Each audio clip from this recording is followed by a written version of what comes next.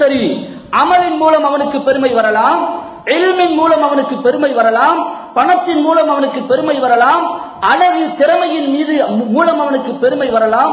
பெருமை என்று சொன்னாலே எங்களுடைய சிந்தனை செல்வது பணக்காரர்கள் என்றால் பெருமை பிடித்தவர்கள் என்பது போன்ற ஒரு சிந்தனை போக்கு பொதுவாக இருக்குகின்றது. பணம் என்பது மாத்திரமல்ல பெருமையினுடைய வழி, பெருமைக்கான காரணங்கள் எத்தனையோ இருக்குகின்றது. அல்லாஹ்வின் நல்லடியார்களே, ஒரு மனிதன் ஏழ்மையில் இருந்து கூட பெருமையுள்ளவனாக இருக்கலாம்.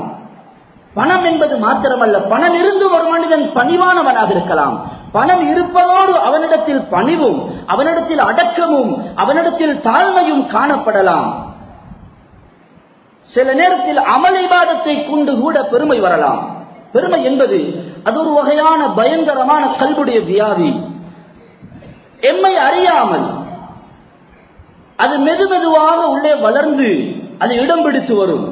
இவர் அமல் செய்கிறார், அமல் செய்ய செய்ய நான் அமல் செய்கிறேன், நான் சுத்தவாளி, இதோ இவர்கள் வீணா போனவர்கள், அமலும் இல்லை, பள்ளியும் இல்லை, தொடர்பும் இல்லை, துனியாவிலே மூழ்கி கிடக்கிறார்கள் என்று அடுத்தவர்களை ஏளனமாக, தாழ்வாக, கேவலமாக ஒரு கண் கொண்டு பார்க்க துவங்குவார்.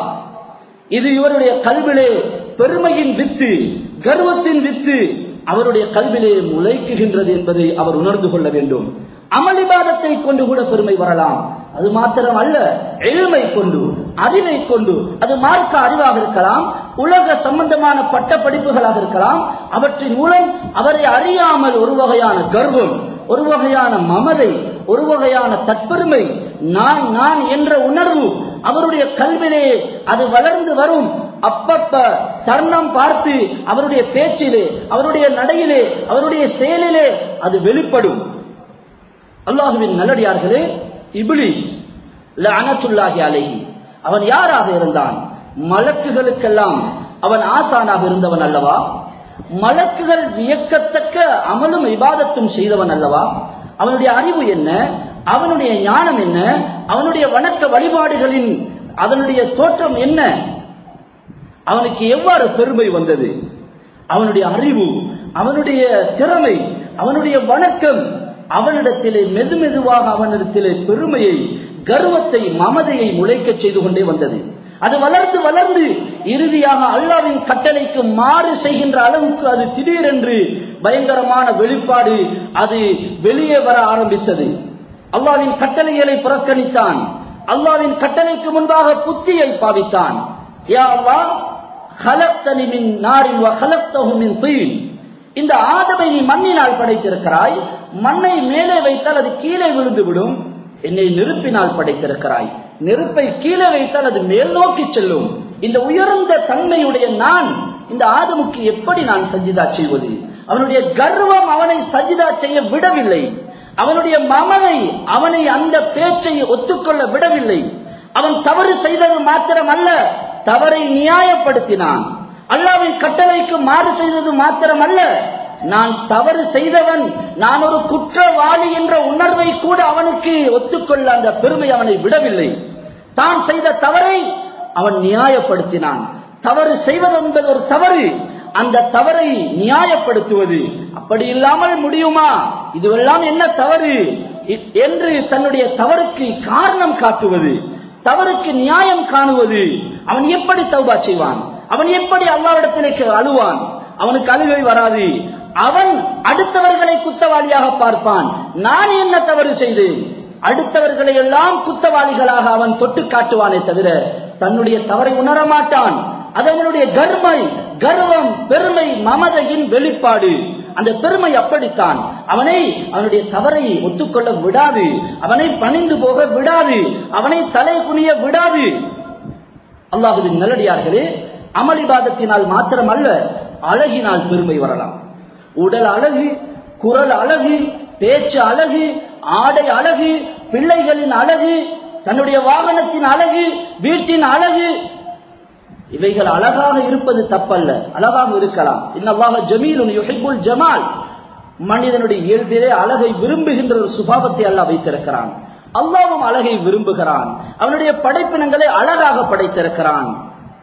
ஆனால் அந்த அழகினால் பெருமை அளிப்பது, தன்னுடைய பிள்ளையின் அழகினால், தன்னுடைய ஆடையின் அழகினால், தன்னுடைய வாகனத்தின் அழகினால், அழகானதை பாவிப்பதோ அழகை விரும்புவதோ ஆசைப்படுவதோ தவறு அல்ல. ஆனால் ஆடம்பரம் இல்லாமல் அந்த அழகை பாவிக்கலாம். அந்த அழகின் மூலம் பெருமையும் கர்வமும் மமதையும் தற்பெருமையும் உடையவனாக ஆகுவது என்பதுதான் பெரும் பாவம். அல்லாஹ்வின் நல்லடியார்களே, அழகினால் மாத்திரமல்ல, திறமையினால் பெருமை வரலாம். வியாபாரத்திலே திறமை, அல்லாஹ் ஒரு மனிதனுக்கு ஒரு திறமையை கொடுத்தால் அது அவராக சம்பாதித்தது அல்ல, அவரை சோதிப்பதற்காக அல்லாஹ் கொடுத்தது.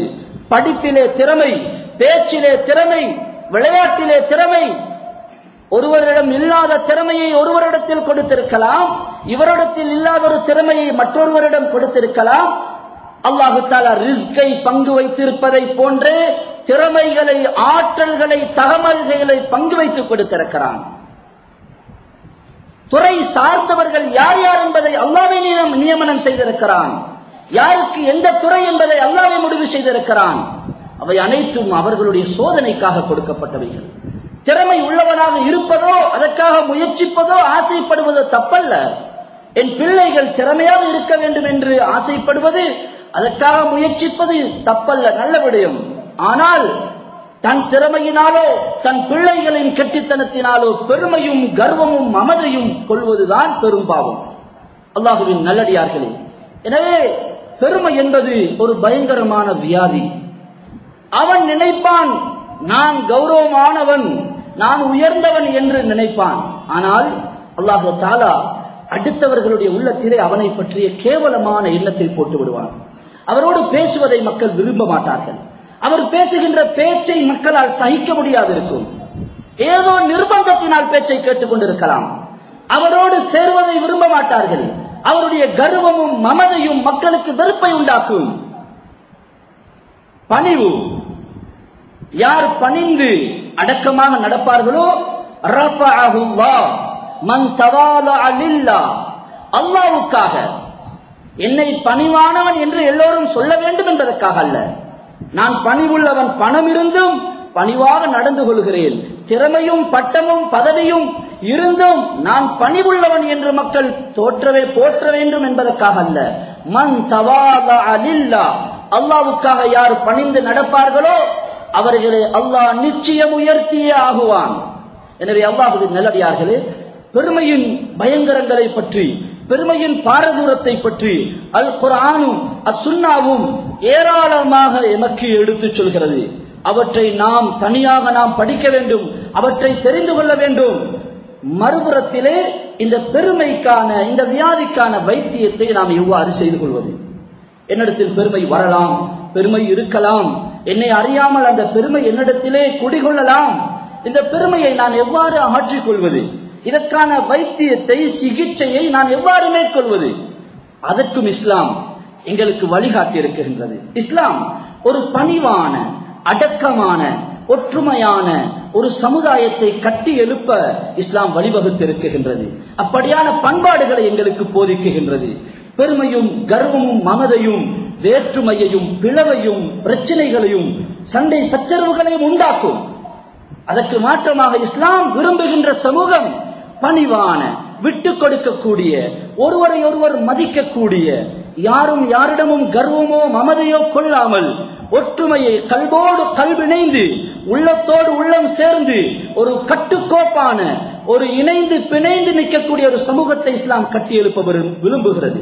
அதன் அடிப்படையிலே இஸ்லாமிய வழிகாட்டல்களில், இஸ்லாமிய போதனைகளில், இஸ்லாமிய புத்திமதிகளில் நல்ல பணிவையும் பண்பாட்டையும் கருத்தில் கொண்டு அந்த இஸ்லாமிய வழிகாட்டல்கள் இருப்பதை நாங்கள் பார்க்கலாம்.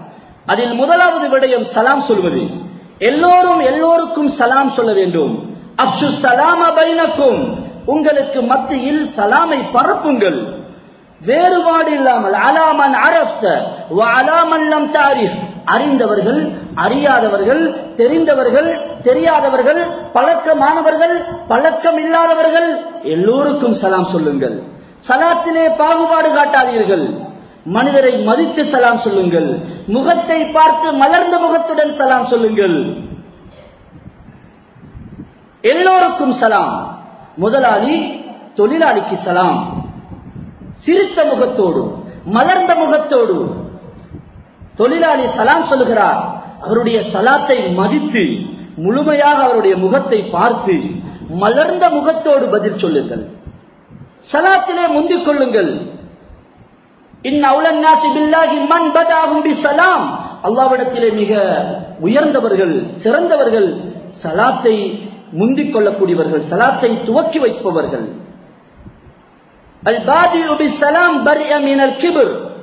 சலாத்திலே முந்திக் கொள்பவரை அல்லாஹ் பெருமையில் இருந்து பாதுகாத்து விடுவான்.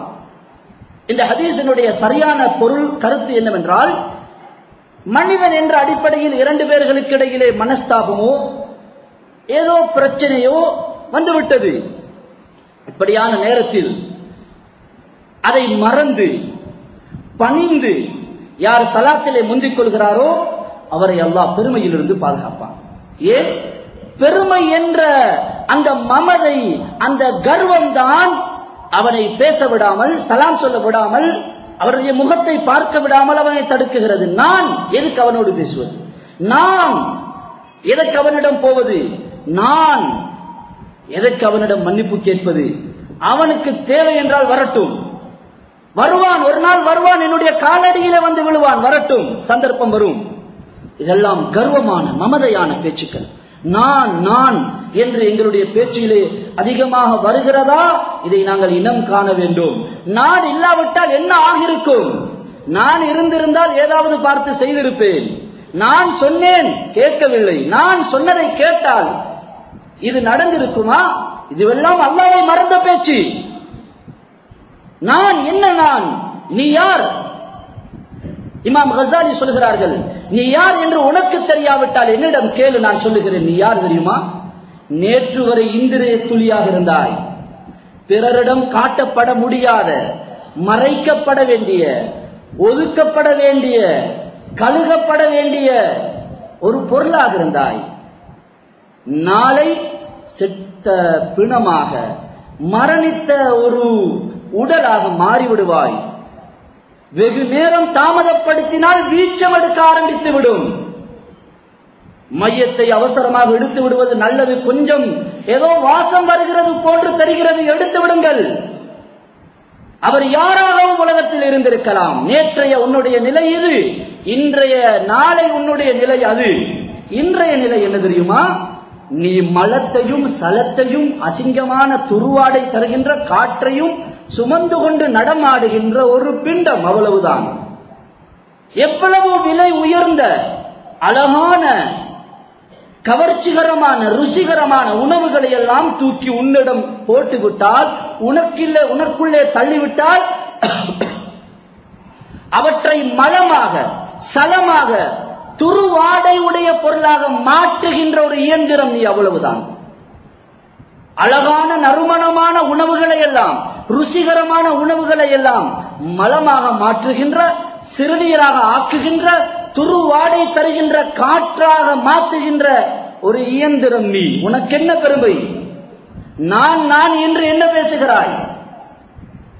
அல்லாஹ்வின் நல்லடியார்களே, எனவே எல்லோருக்கும் சலாம் சொல்வது, அதிலே குறிப்பாக சலாத்திலே ஏதாவது மனஸ்தாபம் வந்துவிட்டால், கோபதாபங்கள் ஏற்பட்டு விட்டால், நாம் மலக்கல்ல, மனிதர்கள், நடக்கலாம். அந்த சந்தர்ப்பத்தை பயன்படுத்தி நான் முதலாவதாக அவரிடத்திலே அவருடைய காலடிக்கு சென்று மன்னிப்பு கேட்பேன். மன்னித்துக் கொள்ளுங்கள். ஏதாவது முன்ன பின்ன இருந்தால் அல்லாஹ்வுக்காக மன்னித்துக் கொள்ளுங்கள். நான் தவறு செய்து விட்டேன். அல்லாஹ் தஆலா எவ்வளவு சந்தோஷப்படுவார்.